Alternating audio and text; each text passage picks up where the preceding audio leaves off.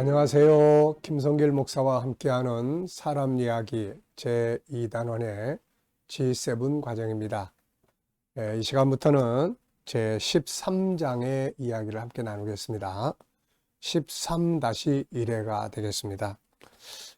이 창의력 개발, 생각의 기능을 다루는 책이 2권이 있습니다. 우리 KDM에서 발행한 G7 교재 2권이 있는데요. 상하로 되어 있습니다. 상은 1장에서부터 12장까지, 하는 13장부터 시작을 하게 되겠습니다. 우리가 생각 그러면 이 앞에 지금 9페이지에 총 5가지의 내용을 다루고 있습니다. 생각에 대해서요. 첫째는 생각의 배경, 그 다음에 생각의 특징, 생각 속에서 어떤 일들이 일어나는가, 그 다음에는 생각의 방법, 그 다음에 생각의 내용, 무엇을 생각해야 되는가, 그리고 생각의 주의사항. 생각하라고 그러니까 나쁜 것을 계속 생각을 하면 안 되겠죠. 그래서 생각할 때 주의사항. 자, 이렇게 5가지를 다루게 되는데요. 지금은 생각의 내용에 대해서 우리가 살펴보고 있습니다. 무엇을 생각할 것인가. 그래서 쭉 생각해야 될 것들을 우리가 살펴보고 있는데요. 13장에서는 먼저 생각 속에서 먼저 행복을 창조하라. 생각 속에서 행복을 창조하라. 설계해라. 자, 행복 생각하기에 대해서 살펴보게 되겠습니다. 자, 저는 그 상담을 하면서 제가 많이 이야기하는 것 중에 하나가 행복 프로그램을 짜세요. 이런 말을 합니다. 개인의 행복 프로그램, 부부의 행복 프로그램. 사람은 행복을 위해서 세상에 존재합니다. 그래서 누구나 다 행복하게 살기를 바라죠. 이것은 하나님이 주신 인간의 본능입니다. 그런데 문제는 사람들은 행복이 밖에서 저절로 찾아오는 것으로 생각을 해요. 그러나 사실 알고 보면 행복은 밖에서 찾아오는 것이 아니라 내 생각 속에서 먼저 설계되고 그것을 살아가는 것입니다. 마치 하나님께서 먼저 생각 속에서 천지만물을 설계하시고 후에 그것을 말씀으로 현장에 창조하신 것과 같은 원리죠. 이미 우리가 살펴봤습니다마는 생각 속에는 많은 정보들이 들어 있습니다. 이것들을 자료로 삼아서 행복의 설계도를 그려볼 수 있는 거죠. 자, 그래서 우리가 행복하게 살아야 된다. 개인도, 가정도, 우리의 삶도 행복하게 살아가도록 하는 거죠. 그런데 이 행복은 밖에서 오는 게 아니라 내 안에서 설계하는 거예요. 내 안에서 기준도 정하고 설계를 하는 겁니다. 그래서 생각 속에서 먼저 행복을 창조하라. 생각 속에서. 같은 일인데 생각이 부정적으로 움직이는 사람은 같은 일로 불행하게 느끼죠. 근데 생각 속에서 긍정적으로 움직이는 사람은 어려움 속에서도 행복감을 갖고 살아갈 수가 있게 되는 거죠. 자, 행복은 밖에서 오는 것이 아니라 안에서 온다 하는 거 기억하시고요. 그러므로 우리도 하나님처럼 먼저 자기 안에 자기의 행복을 창조해 보는 거죠.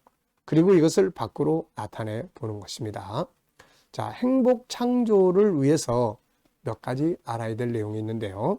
자, 11쪽입니다. 제2권 하권 11쪽. 먼저 첫 번째는 질서, 원칙을 분석하고 이해하는 거예요. 행복의 질서를 찾아라.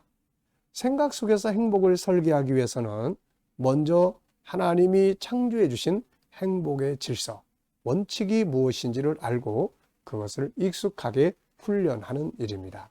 모든 일에는 불행의 원칙이 있고 행복의 원칙이 들어 있습니다. 자, 에레미야 33장 25절에는 여호와께서 이와 같이 말씀하시니라. 내가 주야와 맺은 언약이 없다든지 천지의 법칙을 내가 정하지 아니하였더라면. 자, 이 말씀을 보면은 하나님이 천지의 법칙을 정하셨다 이런 말씀이 나오죠.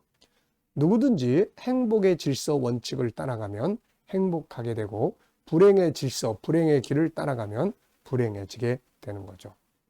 가장 어리석은 자는 동쪽으로 가면서 서해 바다를 만나고 싶어 하는 사람들이고요. 부산으로 가는 길을 따라가면서 나는 전주로 가려고 해 라고 하는 사람이죠. 다시 말하면 불행의 길, 불행의 질서 원칙을 따라가면서 행복하기를 바라는 사람이 이와 같습니다. 그러니까 불행하는 말을 계속 사용하면 불행해지는 거예요. 행복의 말을 계속 사용하면 행복해지는 겁니다. 그래서 우리가 이 만물 속에 들어있는, 이미 앞에서 우리가 생각하기 위해서 이 만물의 질서에 대해서 생각하기 우리 한번 했었죠. 자, 그래서 행복의 질서를 먼저 찾아갈 수 있는 게 중요합니다. 자, 우리가 무질서의 길로 간다? 그럼 혼란함이 오겠죠. 질서의 길로 간다? 그럼 안정감이 있겠죠. 씨를 뿌리면 거둘 것이 있겠죠. 뿌리지 않으면 거둘 것이 없을 것이고, 분노를 하면 사고가 발생하기 쉽고, 온유를 하면 화목이 이루어지게 됩니다. 거짓말을 많이 하면 부끄러움을 당하고 신뢰를 잃게 되고, 진실을 말하면 신뢰를 얻게 되죠. 이런 게 바로 질서입니다. 이렇게 하면 이렇게 되고, 이렇게 하면 이렇게 되는 거야. 요거를 우리가 바르게 알아야 돼요. 행복의 원칙을 가지고 살면 행복이 오고, 불행의 원칙을 살면 불행이 오는 것입니다. 언어도 행복하게 살도록 만들어진 언어를 사용하면 행복이 오는 거고, 불행의 언어를 사용하면 불행이 오는 겁니다. 하나님은 천하의 모든 것이 규례가 있다고 하셨죠. 지금 우리에게는 어떤 질서, 원칙이 습관화되어 있는지 생각해 봐야 됩니다. 불행하게 하는 습관인가, 행복하게 하는 습관인가. 나쁜 원칙이 습관화되어 있다면 이것을 좋은 원칙으로 바꿔서 습관화해야 합니다. 항상 다른 사람을 무시하면서 존중의 여김을 받기 원한다면 안 맞는 말이죠. 항상 부정적인 면만 보고 살면서 행복하고 성공하기를 바란다면 안 맞는 말입니다. 내 생각의 기능은 무엇에 습관되어 있는지를 체크를 해봐야죠. 나는 지금 불행의 길로 가면서 행복하고 싶다라고 생각하고 있지 않는지 살펴봐야 합니다. 행복한 길로 가고 싶은 분들은 행복의 질서, 행복의 룰을 찾아야 됩니다. 행복의 룰. 그러면 행복하게 되는 거예요. 네. 사울과 다윗을 보면 사울은 좋은 환경을 가지고 있으면서도 그의 인생은 비극으로 끝납니다. 그 이유는 항상 그는 비극으로 끝날 수밖에 없는 이 질서를 따라갔습니다. 반면에 다윗은 죽음의 위기를 겪는 어려운 상황을 살았지만 항상 성공할 수밖에 없는 원칙을 따라 살았죠. 그래서 결국 사울은 비극으로 끝났고 다윗은 성공적인 삶으로 완성이 된 겁니다. 자, 요셉은 불행한 환경을 만났으면서도 결국 그는 성공합니다. 그 이유는 그가 항상 성공할 수밖에 없는 길로 갔기 때문이죠. 여름의 나라에서 눈이 오지 않는다고 말한다면 어리석은 거죠. 지금 뉴질랜드 같은 데는 여름이죠. 근데 그 여름의 나라에 가 있으면서 야, 이후에 눈이 안 와? 이러면 안 맞겠죠. 얼음의 나라로 가서 따뜻하지 않다고 불평한다면 이거는 또 안 맞는 이야기죠. 세상의 모든 일은 질서를 깨트리는 데서 발생합니다. 언어에도 원칙과 질서가 있고, 비즈니스에도 원칙과 질서가 있고, 인간관계에도 원칙과 질서가 있고, 만물 속에도 원칙과 질서가 있습니다. 생각의 기능이 행복의 원칙에 익숙해져야 합니다. 그래야 생각 속에서 먼저 행복 설계를 창조할 수가 있는 거죠. 나는 지금 행복의 원칙을 많이 알고 있는가? 불행의 원칙을 많이 알고 있는가? 내가 알고 따라가고 있는 원칙을 한번 점검해 보세요. 그리고 분석을 해야 합니다. 불행의 말을 많이 사용하는 거 있다면 빨리 행복의 언어의 길로, 언어로 바꾸는 거죠. 어떤 상황에서도 먼저 행복의 원칙으로 행동하겠다고 자기의 생각에 강하게 행복의 원칙을 주입시켜줘야 합니다. 자, 앤서니 라빈스 이야기를 제가 가끔 하는데요. 자기 개발에 아주 성공한 사람이죠.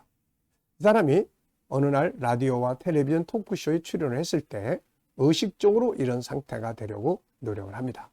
나는 행복, 사랑, 활력, 즐거움으로 가득 찬 상태였고 나의 말과 행동이 초청한 사람뿐 아니라 청취자와 시청자에게 기여하고 있다는 사실을 느꼈다. 그리고 책에 사인을 해주기 위해 쇼핑몰로 갔다.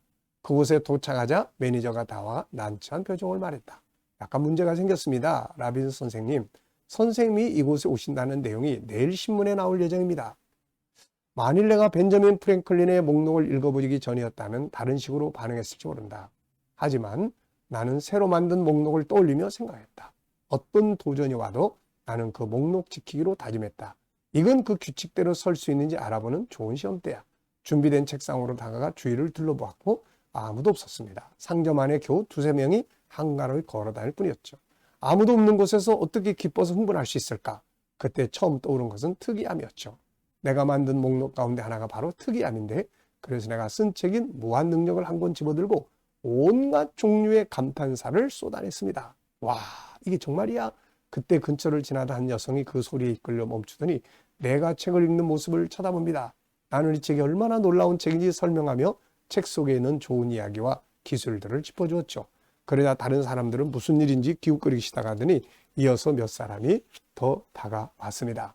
20분 정도 지나자 내 주위에는 20, 30명이 모여 내 설명에 귀를 기울이게 되었죠. 그때 내가 말했다. 여러분, 최고로 기분 좋은 일이 있어요.